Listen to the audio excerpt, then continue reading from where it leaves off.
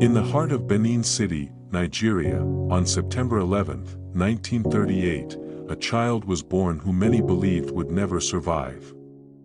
That child was Benson Idahosa. He was a sickly baby at birth, so fragile that his father asked that he be thrown away. But God had a different plan. That same child rose to become a man whose voice thundered like a lion and whose faith shattered the boundaries of impossibility. Raised in poverty, he had no shoes until he was 18. He dropped out of school and became a houseboy. But amidst the brokenness, a spark ignited, one that would become a wildfire of faith, signs, and miracles. At 18, he encountered Jesus Christ in a powerful, personal way that changed everything. That was the day a giant awakened. Soon after his salvation, Benson began preaching in streets and villages, often ridiculed, often ignored, but never silenced. He bought a bicycle and used it to preach the gospel from village to village in southern Nigeria. Later, with money saved and believed for, he bought a motorcycle, and then a car, all for the gospel's sake. His message was clear: God is not a poor God. He is a big God, and he does big things. When he read in the Bible that Jesus raised the dead, he believed it and went searching for someone to raise. After being turned away from several homes, he eventually prayed for a child who had died.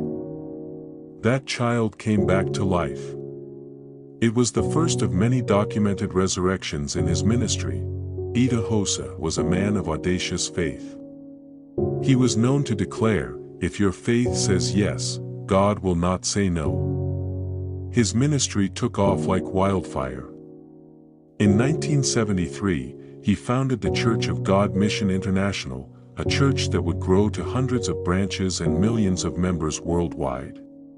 He was also the first African preacher to regularly travel with a private jet, not for status, but so he could reach remote villages faster with the gospel. His life was a visible challenge to the African church that faith could move mountains and that the gospel was never meant to be small. He traveled the world preaching the gospel in Europe, America, Asia, and yet he never forgot the Nigerian soil from which God raised him. He was a bridge between the Pentecostal move in the West and the African church. He brought the fire home. He also brought home global revivalists like Reinhard Bonk and T.L. Osborne to Africa, encouraging them to believe in the continent's destiny. He established Benson Idahosa University, believing Africans deserved world-class Christian education. His ministry pioneered Christian television broadcasting in Nigeria with the Redemption Hour reaching homes across the nation. All this at a time when the Nigerian government frowned at public evangelism. He raised many sons and daughters in the faith, including pastors, bishops, and ministry leaders who now carry the flame he left behind. In 1998, at just 59 years of age, he went to be with the Lord suddenly, without sickness or decline. One day, he stood preaching, full of life and strength, and the next, he was in glory. Many wept. But they also knew, a general had gone home. A trailblazer had completed his assignment.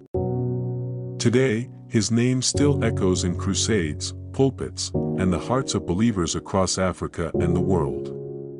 His legacy is not just in buildings or institutions, but in the revival culture he birthed. Benson Idahosa proved that a man from the dust could be used by God to shake nations. He was not just a preacher.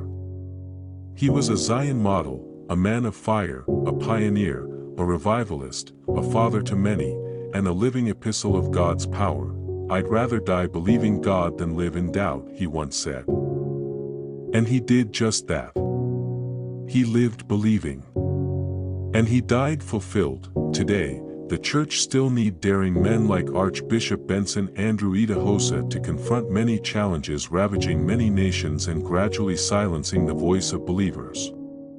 If we seek God the way he sought God, we will see what he saw, and if we see what he saw, we would believe how he believed and dare what he dared. This is put together by Zion Models, Revival Fire Legacies. Subscribe for more awakening stories.